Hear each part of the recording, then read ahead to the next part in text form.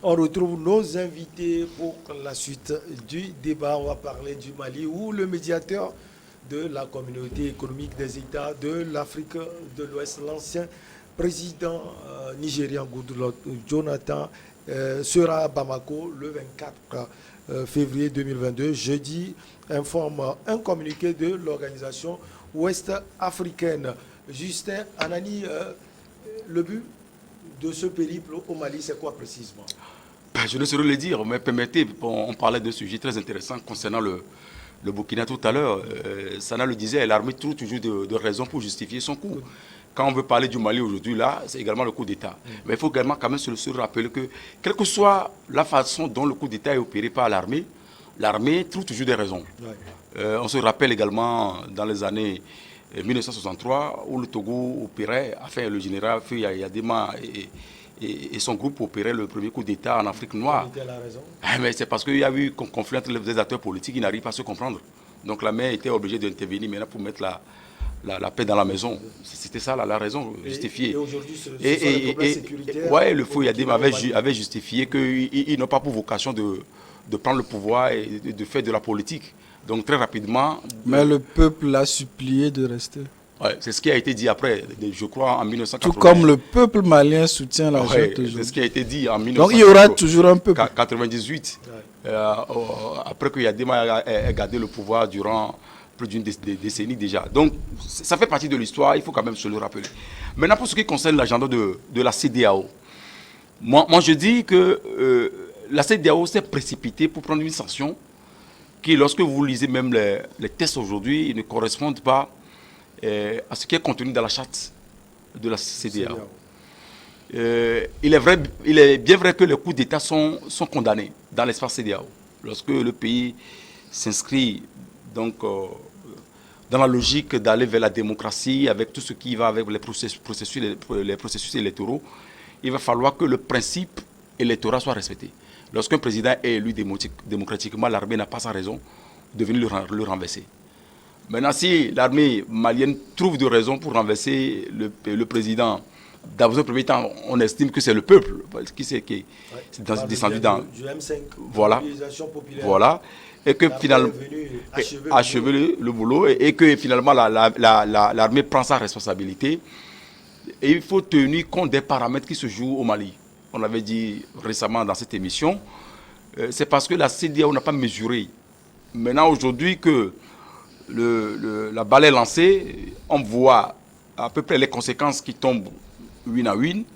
Maintenant, il va falloir... Sur les autres États de la CEDEAO ou sur le Mali? Oui, sur le Mali, déjà quand vous écoutez le président en exil de l'Union africaine, comment on appelle le Sénégalais, Macky Sall, mais il dit que le Mali ne devait pas être abandonné. Surtout avec le départ de la force Barkhane et Takuba. Donc il a dit, il a même estimé que, mais au-delà de tout ce qui se passe là, il va falloir tenir compte de la réalité sur le terrain.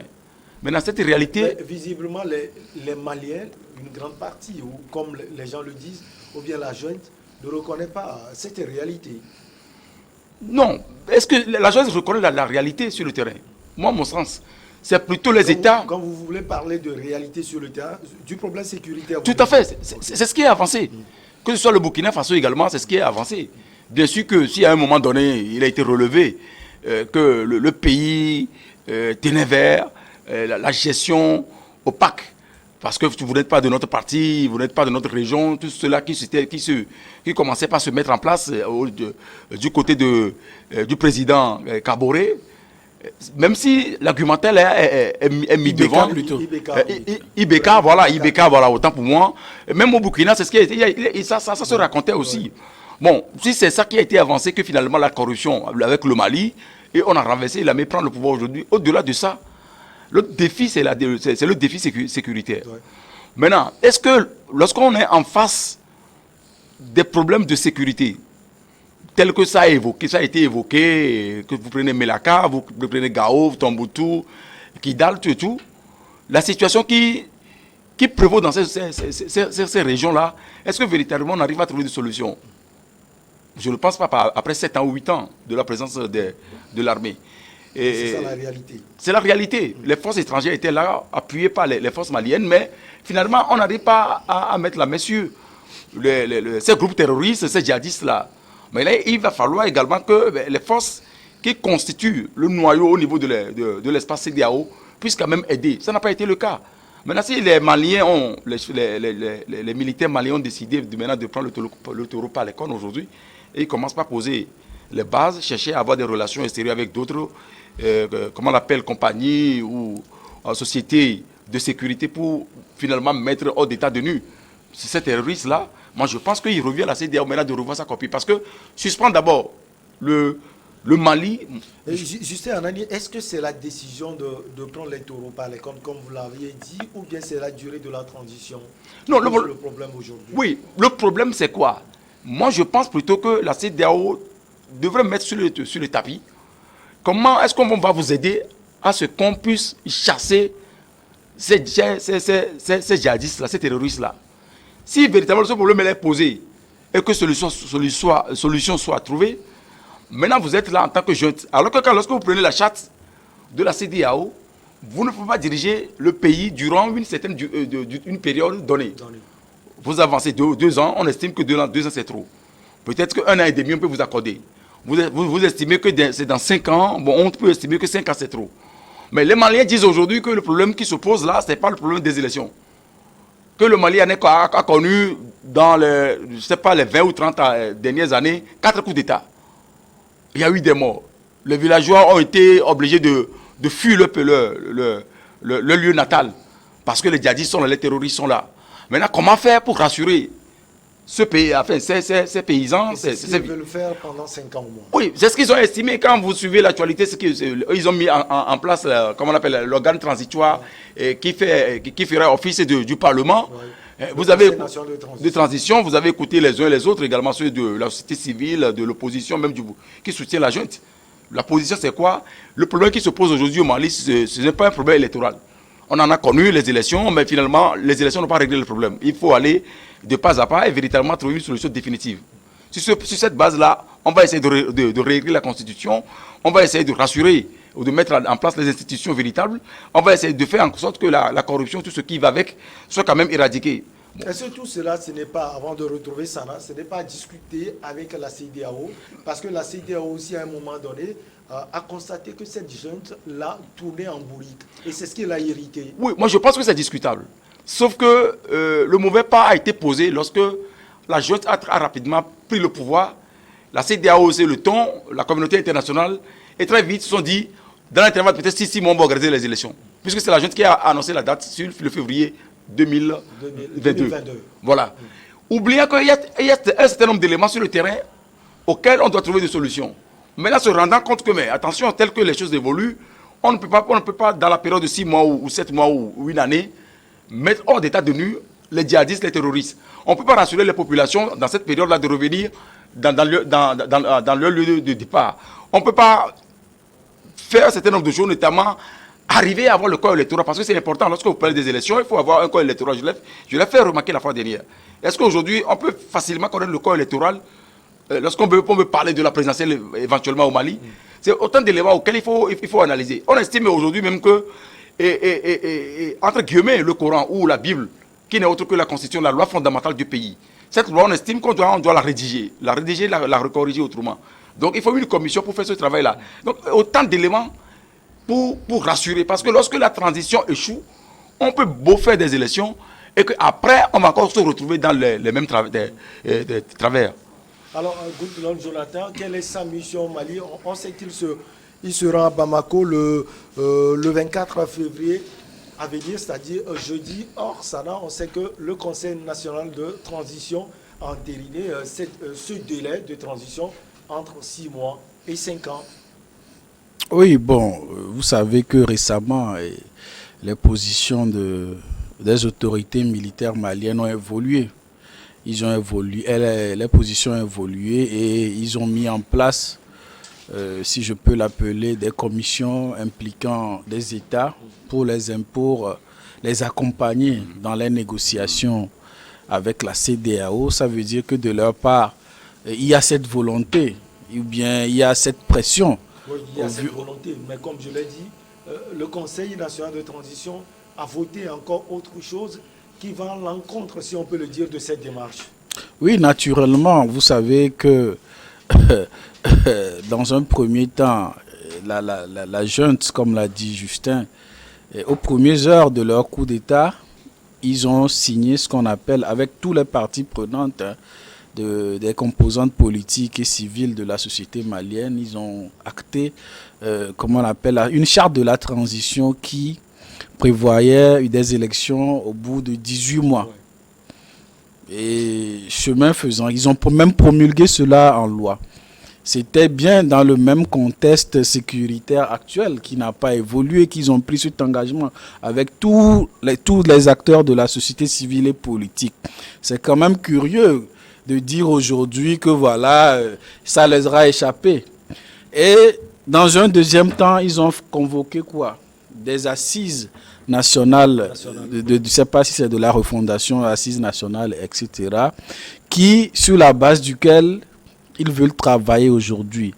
Quelle est... Assises qui ont exclu aussi, comme le disent certaines analyses, certains partis. C'est vrai, mais moi je ne veux même pas aller là-bas. Aujourd'hui encore, ils ont travaillé sur une autre mouture de charte de la transition à proposer maintenant. S'ils devraient rester au pouvoir en vertu de cette charte de la transition, est-ce que cette charte de la transition-là est légitime sur le plan c'est-à-dire en termes de population, y compris des zones où il y a le terrorisme? Donc c'est curieux que des autorités veulent s'engager sur la base d'un compromis dans un contexte sécuritaire. Quelle est la légitimité, si on veut pas, quelle est la légitimité même de ces chartes de la transition? Est-ce que ça prend en compte tout l'étendue, bien toute la population malienne? Je dis non. Donc, en soi, la CEDEAO a ses tests. La CEDEAO, c'est des normes. On ne veut pas dire que la CEDEAO s'est empressée de sanctionner. C'est toujours ce que la CEDEAO a fait dans ces mêmes conditions. Elle a été même patiente, selon vous? Elle a été un peu nonchalante.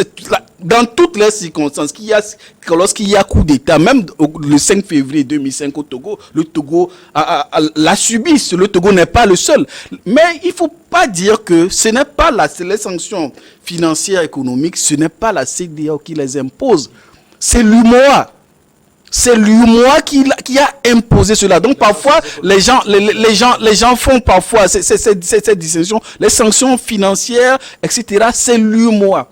Mais si les tests de l'UMOA ne le prévoient pas, il faut dire qu'il y a une certaine jurisprudence dans le cas de la Côte d'Ivoire qui a subi les mêmes sanctions. En 2010. Voilà, donc il y a une jurisprudence existante. Donc moi, à mon avis, c'est de dire qu'aujourd'hui, le problème du Mali, c'est vrai qu'il y a le problème sécuritaire. Comment la CEDEAO peut aller résoudre ce problème sécuritaire quand la source de cette insécurité-là, ça veut dire que c'est aussi des Maliens, ces Touaregs, qui se révoltent contre l'autorité de l'État aujourd'hui parce qu'il y a une absence institutionnelle, il y a une absence socio-économique de l'État. Dans ces zones-là. Comment comprendre des zones où l'État malien extrait de l'or? En même temps, ces zones-là sont privées des infrastructures socio-économiques de base. Vous savez, le taux de scolarité dans ces zones-là, pour les enfants, ça ne dépasse pas 3%. Vous voulez dire que la base, c'est aussi un problème social? Les rébellions des Touaregs ont commencé 2 ans après l'indépendance du Mali, il faut le dire. Donc c'est le problème des Touaregs, la base de l'insécurité. Est-ce qu'on s'attendait que la CEDEAO envoie une mission pour massacrer, exterminer ces Touaregs-là pour des revendications qui leur sont légitimes?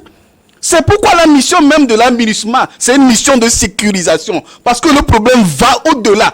Est-ce qu'on s'attendait qu'une puissance comme la France, via une force, vienne et puis dit, bon, parce que ceux-ci se rebellent, donc on va les massacrer. Donc je crois que c'est ça le vrai problème. L'insécurité, c'est la réalité que vivent les Touaregs. La base est sociale. La base, donc c'est ça le problème. Et donc, qu'on dise que des élections ne vont pas venir régler ces problèmes, je dis c'est vrai.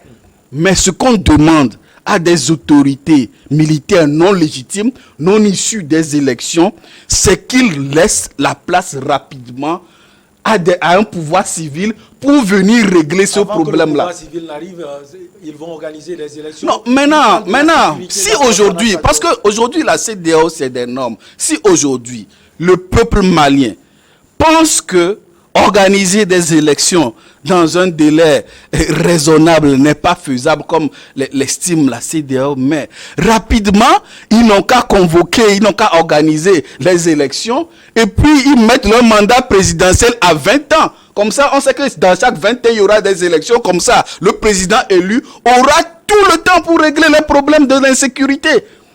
Alors Justin Anani, quand on voit les choses, on a aussi l'impression que la junte veut faire ce qu'elle veut. Au même moment, elle veut être soutenue par la CEDEAO. Or, on est dans une communauté évidemment régie par des règles. Vous allez en l'encontre de ces règles, vous êtes sanctionné. Oui, le problème, c'est là où je faisais allusion tout à l'heure à ce qu'on puisse quand même analyser de façon approfondie le problème qui se pose au Mali.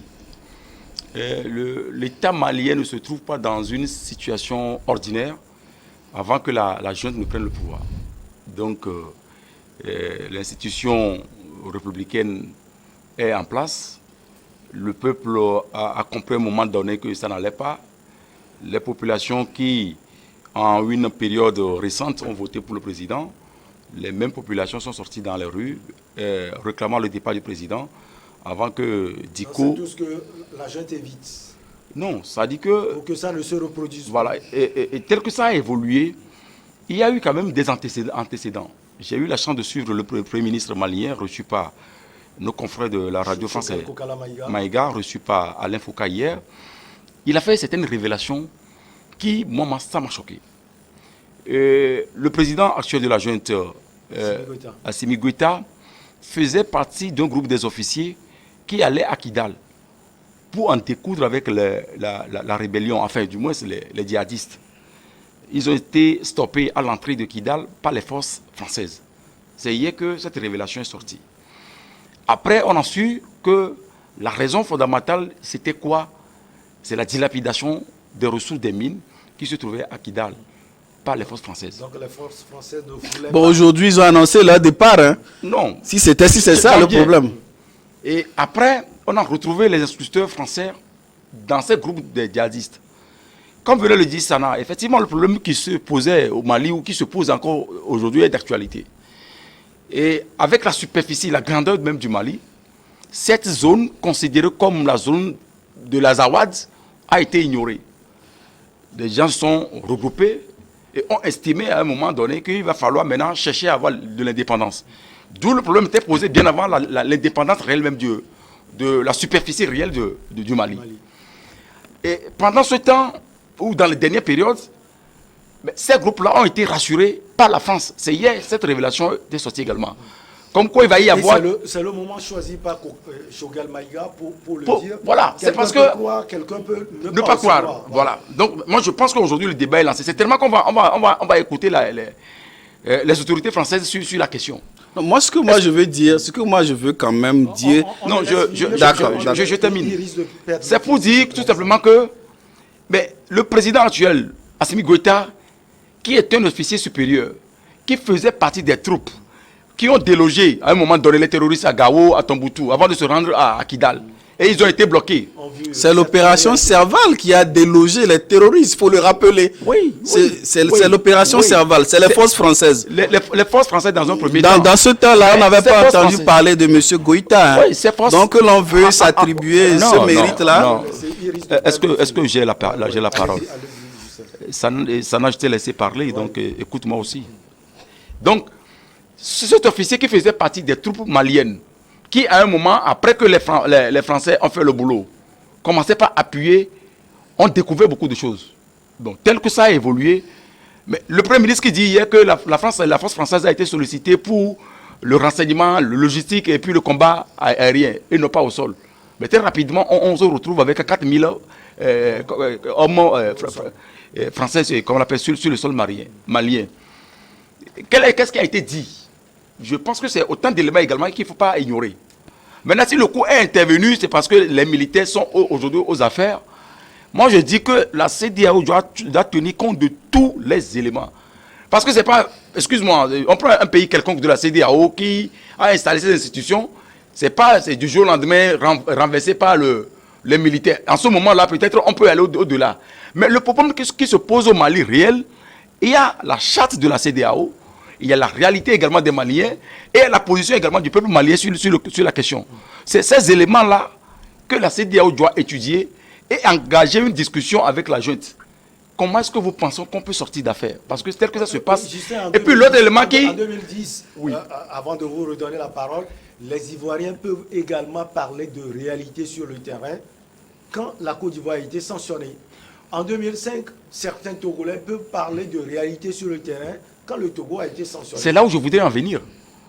Pour dire que la CEDEAO a l'habitude de faire le sale boulot.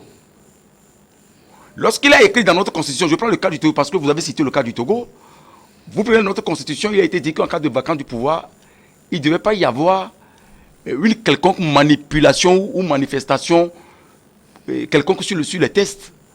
Et lorsque ça a été fait, c'était un crime contre un crime imprescriptible. Ça a été fait ici au Togo. L'armée qui a fait un coup d'État, d'abord. Le coup d'État militaro-civil, l'armée l'a fait.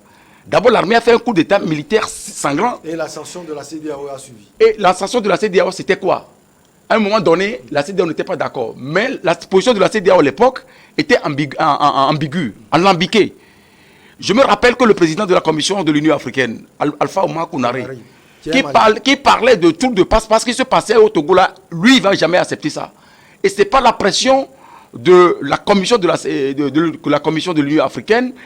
Ibn Chabas qui avait également effectué un voyage ici au Togo, la position de la France avec Jacques Chirac également, n'oubliez pas. Et Charles Debache qui venait de rendre la paix à son âme, qui a pris le même avion avec le feu Ouattara et Nachaba, atterri à Cotonou au Bénin. Lui, on lui a laissé rentrer au pays, qui a pu quand même réaliser ce truc de passe-passe qui constituait un coup d'État. Mais quelle que soit la position de la CEDEAO, cette position n'est pas allée jusqu'au bout. Vous prenez la Côte d'Ivoire dont vous faites cas, c'est parce qu'à un moment donné, on estimait que Gbagbo a tourné les gens dans la farine, il ne voulait pas organiser des élections. Mais c'est la même Côte d'Ivoire avec les forces, ivoiriennes divisées en deux, qui étaient appuyées par les forces françaises qui ont délogé Gbagbo. Ça vous a dit que la France joue un rôle. Mais vous prenez aujourd'hui ce qui se passe dans l'espace CEDEAO, on estime que la France est derrière, c'est parce qu'entre le Mali et la France aujourd'hui, le courant n'est pas bon enfant. Donc moi je dis que c'est autant d'éléments qu'il faut tenir compte de nos réalités dans le pragmatisme. Si en le faisant, le déplacement que va effectuer le président, voilà, demain sera vraiment rassurant. Écoutez, puisque la junte au pouvoir est ouverte, le gouvernement est ouvert à discuter avec la CEDEAO. Une commission est mise. Maintenant, ce qui est mis en place avec l'organe transitoire qui fera office de l'Assemblée nationale, avec tout ce qu'ils ont encore annoncé là, dans l'espace de 6 mois à 5 ans. Qu'est-ce qui va se passer? Je pense que c'est là. Justin, mais quand on dit qu'on est ouvert, au même moment, le CNT sort. Je suis impatient. Oui, le CNT sort et corrobore tout ce qui a été déjà dit. Est-ce qu'on n'est pas dans le flou total? Moi, je pense que c'est discutable. Il faut aller discuter avec la CEDEAO, poser les arguments sur la table. Et je pense qu'à partir de ce moment-là, on va tirer les plaintes. Sinon, ne pas le faire, je pense que le problème va résister. Le Mali qui a déjà porté plainte contre les institutions telles que la CEDEAO et UEMOA sur un certain nombre d'éléments parce que le Mali est un pays enclavé. Donc on ne peut pas le couper parce que les têtes l'interdisent. Donc c'est aussi des éléments qu'il faut discuter et trouver des solutions. Parce que je pense qu'entre Africains, on peut trouver des solutions que de chercher à aller vers le bras de fer. Sana Sadio, quand on voit tous ces éléments évoqués par Justin Anani, quelle sera la mission de l'ancien président nigérien? Non, sur tout ce qu'il a dit, moi j'aimerais dire que il s'est beaucoup embrouillé. Parce que il faut pas s'embrouiller. Il faut pas s'embrouiller dans ce qu'on dit. Que la France ait commis des choses, on n'en a pas les preuves. On veut prendre pour parole d'évangile des propos de M. Choguel Maga, ça n'engage que ceux qui sont naïfs. Mais on parle d'organiser des élections. Quel est le lien entre organiser des élections et la France qui bloque? C'est ça le vrai problème. Je crois que vous m'avez dit de respecter votre temps de parole, je l'ai respecté.